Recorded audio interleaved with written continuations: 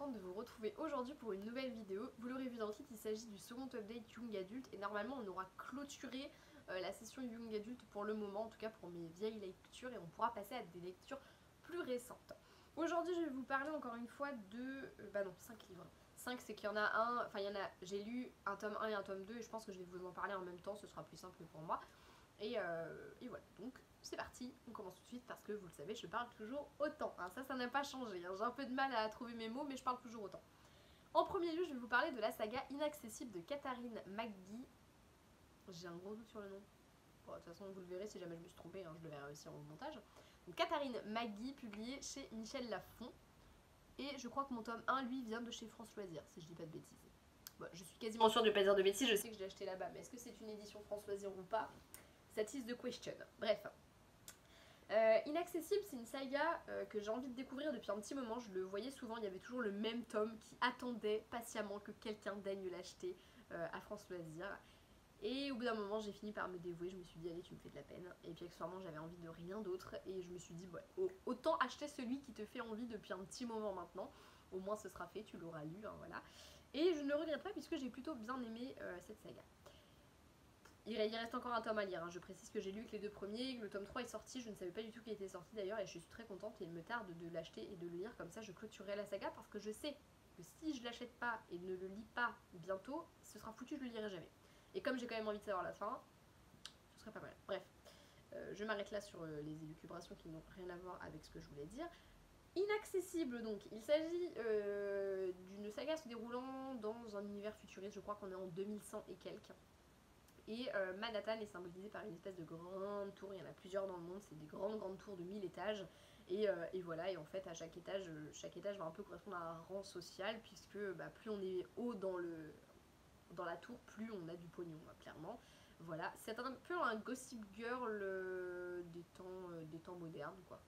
Voilà, j'ai eu l'impression de lire un Gossip Girl, puisque une fille va être retrouvée morte.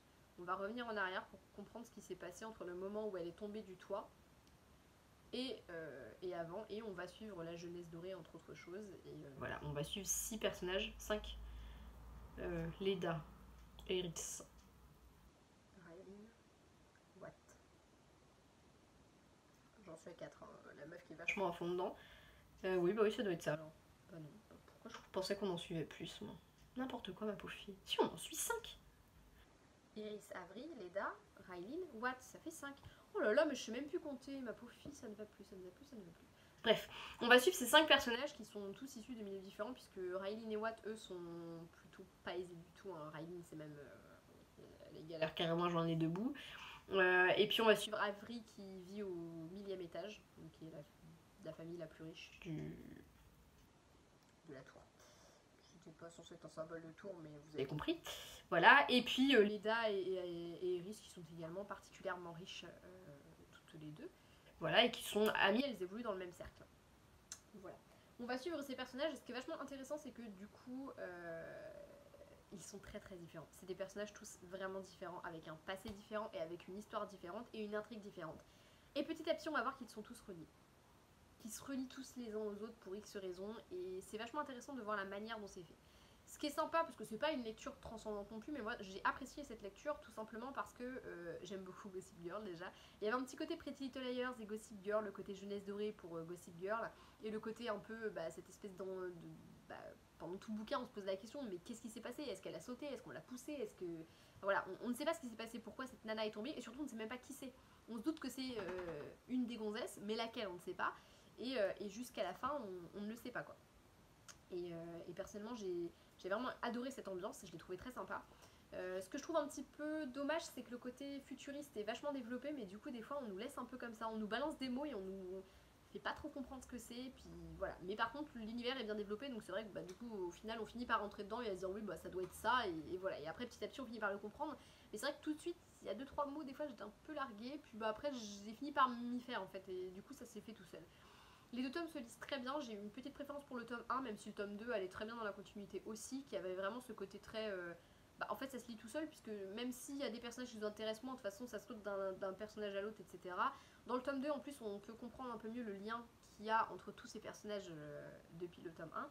Donc c'est plutôt sympa, moi personnellement j'ai apprécié ma lecture. En plus elle commence à sortir en poche, hein, je crois qu'il y a au moins le premier tome sûr qui est sorti en poche, donc vous n'avez pas d'excuse pour voilà, sauter dessus. Et accessoirement le tome 3 est sorti aussi, donc la saga est clôturée je crois en jeu. Il me semble qu'il n'y a que 3 tomes. Donc voilà, personnellement j'ai hâte quand même de lire le tome 3 parce que je me dis pourquoi pas, j'ai envie de savoir comment ça va se terminer, surtout qu'il y a un chip que je veux absolument voir se réaliser, donc j'espère que ça va se faire. Voilà, voilà, et j'avais beaucoup aimé ces personnages. Qui ont tous des secrets qui sont loin d'être parfaits, quoi. Et j'avais beaucoup aimé la manière dont les secrets étaient utilisés. Ça fait très Gossip Girl, très Pretty Players, encore une fois, et moi j'adore ces séries, donc voilà, ça m'a beaucoup plu. Voilà, voilà, voilà. Ensuite, j'ai également lu H Princess de Laura Sébastien, publié, je crois que c'est chez Albin Michel Louise. Enfin bref, oui, bref, je m'arrête là. Donc Albin Michel, il s'agit d'une histoire de fantasy young adulte, donc, puisqu'on y suit Théodosia, qui maintenant se fait appeler Tora, si je dis pas de bêtises, qui aurait dû devenir reine à la mort de sa mère, mais qui à la place est devenue l'esclave un peu de l'envahisseur, puisque son petit pays très beau, très... un tout petit peu tout mignon quoi, a été envahie quand elle avait 5 ans je crois, si je ne dis pas de bêtises, et en gros sa mère a été tuée sous ses yeux et elle est restée le trophée de l'envahisseur, donc appelé le Kaiser. Voilà. Et donc on va suivre notre Théodosia qui, des suites de il va se passer quelque chose, plusieurs choses qui vont petit à petit mener à ce qu'elle se dise que qu'il serait peut-être temps de se rebeller quoi.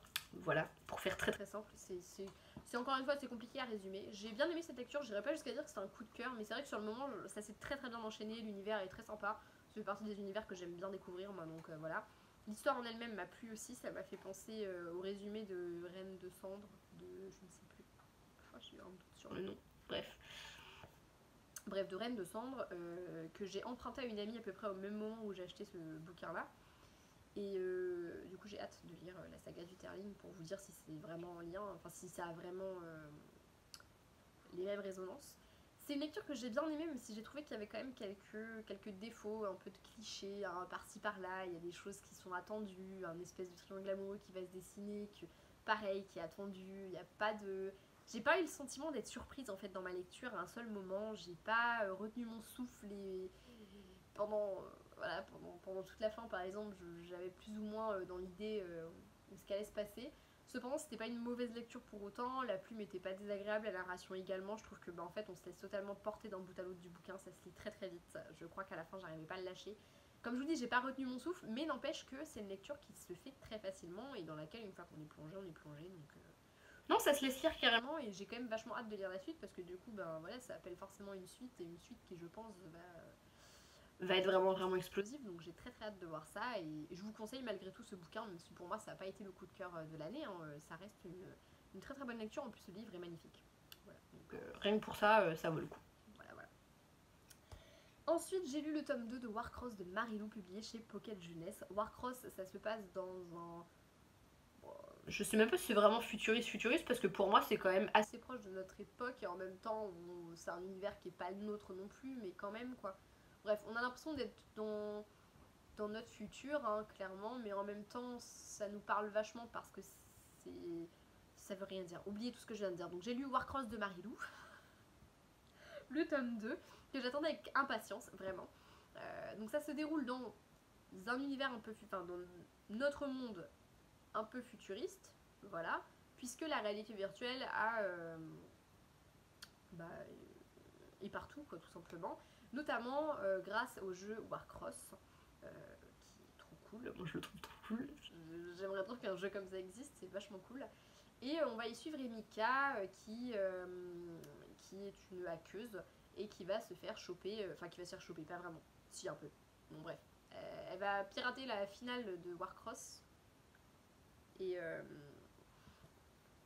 je sais plus si... Non, c'est pas la finale d'ailleurs, je crois que c'est autre chose. Enfin bref, elle va pirater le jeu, elle va se faire gauler et du coup, plutôt que... Alors qu'elle s'attend à ce que les policiers arrivent chez elle et l'arrêtent, au final, elle va être embauchée pour retrouver un autre hacker. Voilà, en gros. Pour résumer le tome 1 de manière très singulière. Je sais pas si singulière correspond vraiment à ce que je suis en train de dire, mais ce n'est pas grave. Bref. J'avais eu un énorme coup de cœur pour le tome 1, je l'avais trouvé trop génial, j'avais trouvé que l'univers il était dingue, que les personnages étaient géniaux, franchement Emika, mais je l'aime d'un amour fou. Voilà, Idéo n'en parlons même pas, bon bref, c'était vraiment une très très bonne lecture et le tome 2 a été à la hauteur. Il était vachement court quand j'ai vu la taille du bouquin, j'étais en mode hein, mais non ça peut pas être la fin, hein. Non, moi j'en veux plus. Mais en fait c'est que c'est condensé sur très peu de temps, du coup on n'a pas le temps de s'ennuyer, ça franchement ça... Tu le lis d'un bout à l'autre le machin, tu le vois pas passer, vraiment. Ça se lit tout seul, il y a de l'action absolument tout le temps. C'est réduit sur un temps tellement court que de toute façon l'auteur elle a pas le temps de nous mettre des trucs, voilà, elle nous met que le principal, mais c'est largement suffisant. La fin, elle m'a bluffée. Jusqu'au bout, j'étais pas tout à fait sûre de comment ça allait se terminer et j'étais un petit peu tendue. Je vous avoue que je serrais les fesses et j'avais très peur aussi de ce qui pouvait advenir de certains personnages. La fin m'a plu. Franchement, j'ai trouvé qu'elle était bien parce qu'elle a réussi à trouver quelque chose qui soit réaliste et qui, en même temps, plaise quand même au lecteur. Et je trouve que allier les deux, c'était compliqué. Sachant comment ça se termine, c'était compliqué. Et moi, j'ai beaucoup aimé cette fin. J'ai trouvé que c'était vraiment une saga géniale, elle se lit, mais vraiment elle se lit toute seule. L'auteur est génial, Marie-Lu, oui j'aime bien dire Marie-Lu, même si c'est mieux de dire Marie-Lu, voilà. Marie-Lu, moi ça me fait penser à Marie-Lou Berry, ça me perturbe. Voilà. Après j'imagine Marie-Lou Berry en train d'écrire des bouquins. Faut vraiment que j'arrête de parler pour ne rien dire moi. Bref, Marie-Lu, parce que j'aime... Je sais que ça vous fait chier donc je vais le dire encore. Bref, c'est une auteure que j'aime vraiment beaucoup. Plus je découvre sa plume et plus j'adore. À chaque fois, je suis subjuguée par la manière qu'elle a de nous immerger dans ses univers, de faire des personnages très ambivalents, avec des qualités et des défauts. Et c'est les défauts qui font qu'on les aime au final. Des personnages qu'on adore détester. Enfin voilà, elle a une manière de créer ces trucs. Oh, je l'aime vraiment beaucoup. C'est une auteure que je peux que vous conseiller et personnellement elle devient de plus en plus une de mes auteurs favorites, donc c'est dire. C'est vraiment dire. Parce qu'à la base il y avait quand même un petit top 3 qui était établi et là maintenant quand on me demande j'ai envie de la citer elle, ce n'est pas peu dire. Bref, honnêtement lisez Warcross, c'est une saga de dingue et d'une manière générale lisez du Marie-Lu parce que ça vaut le coup, elle a une plume vraiment dingue. Voilà, je n'en dirai pas plus à ce sujet et je vais passer au dernier. Mais pas des moindres, honnêtement j'ai gardé le meilleur pour la fin puisque j'ai enfin lu Le Prix du Sang, donc le tome 3 d'Une Bresse sous la cendre de Sabbat Tahir, publié toujours chez Pocket Jeunesse. Je l'ai eu à Noël et je me suis relu les tomes 1 et 2 que j'ai acheté pour l'occasion. J'ai acheté le tome 1 en poche et le tome 2 je l'ai acheté. Ce qui fait qu'en fait j'ai pas une seule édition pareille puisque le tome 3 je l'ai en grand format avec la nouvelle couverture, forcément puisqu'il est sorti qu'avec la nouvelle couverture. Le tome 2, je l'ai en grand format avec l'ancienne couverture. Et le tome 1, je l'ai avec la nouvelle couverture en poche. Voilà.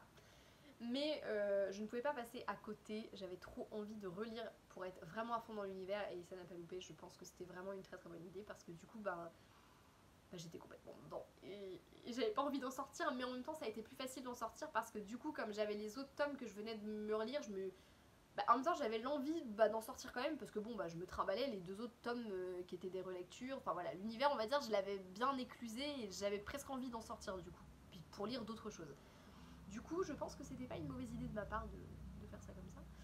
Et j'ai vraiment adoré ma lecture, ça a été un tome, je l'ai pas vu passer parce qu'il se passait toujours des choses dedans.